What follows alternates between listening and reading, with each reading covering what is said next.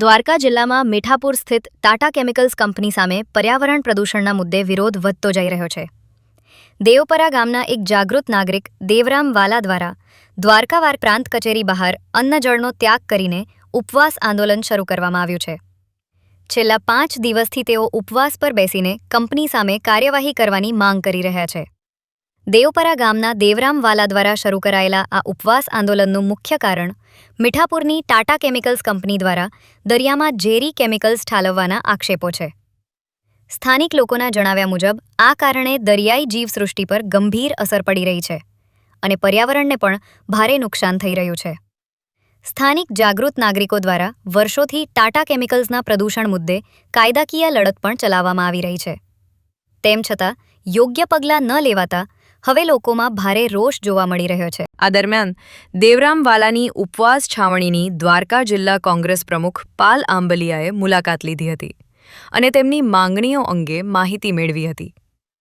સ્થાનિક લોકો હવે સરકાર અને તંત્ર પાસે આ મુદ્દે તાત્કાલિક કાર્યવાહી કરવાની માંગ કરી રહ્યા છે.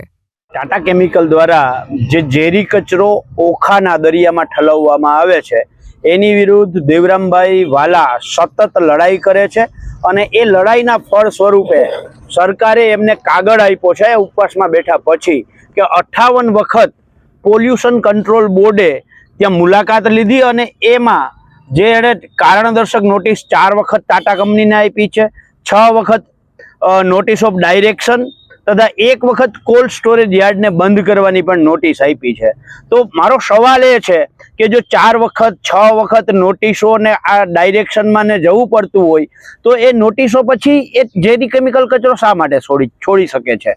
તારીખ 8/12/2026 રોજ આથી એક કમિટી બનાવવામાં આવે છે જિલ્લા કલેક્ટરના આદેશથી અને એ કમિટી 22/12/2026 રોજ અને 5/1/2026 રોજ જેની અંદર પ્રાંત અધિકારી, મામલતદાર, તાલુકા વિકાસ અધિકારી, પશુપાલન અધિકારી, જિલ્લા ખેતીવાડી અધિકારી, જિલ્લા મત્સ્ય ઉદ્યોગના અધિકારી અને મરીન બોર્ડ આરે જે સંકળાયેલા અધિકારીઓ, એવી 7 અધિકારીઓની કમિટી ત્યાં સ્થળ ઉપર જાય છે. એમની બોટ ત્યાં હલવાઈ જાય છે રાત્રે 11 વાગે.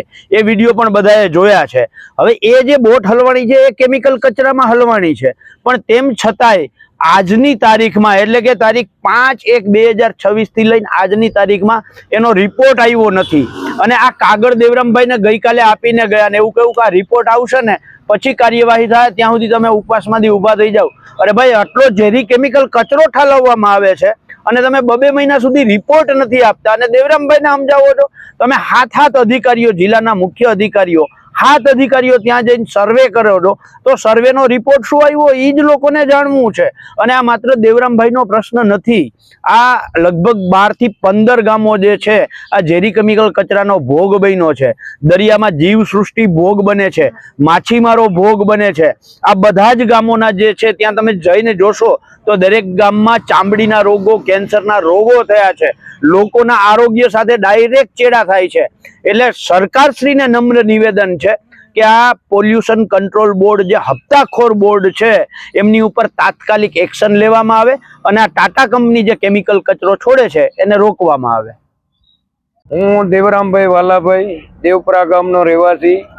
ટાટા કેમિકલનું જે ઝેરી કેમિકલ દરિયામાં જે અત્યારે નાખે છે, અટણે એટલું કેમિકલ અટણે નાખે ને કઈ વાત મૂકી રહ્યો, પણ લાગતા વળગતા અધિકારીઓ અહીંયાથી સેમ્પલો લઈ ગયા છે તો હજી લગન એના કોઈ રિપોર્ટ દઈ શકતા નથી. 4 મહિના થયા, પણ હું અત્યારે પ્રાંત સાહેબની ઓફિસની સામે હું અટણે અંજળનો ત્યાગ કરીને બેઠો છું, પણ નથી પ્રાંત સાહેબ આવ્યો તો નથી કોઈ કમિટી, કોઈ અધિકારી અહીંયા આવ્યા નથી મુલાકાતમાં.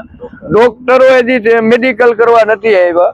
પણ મને જે થશે અને જે મારા ઉપર થશે એ તમામ જવાબદાર અધિકારીઓ રહેશે અને મુખ્યમંત્રીનો નંબર અરજ કરું છું આ મારો અવાજ સાંભળે ને અને અમને જલ્દી આ પબ્લિક માણસો, માલધારીઓને, ખેડૂતોને અને મચ્છીમારને ન્યાય મળે એવી મારી નંબર અરજ છે.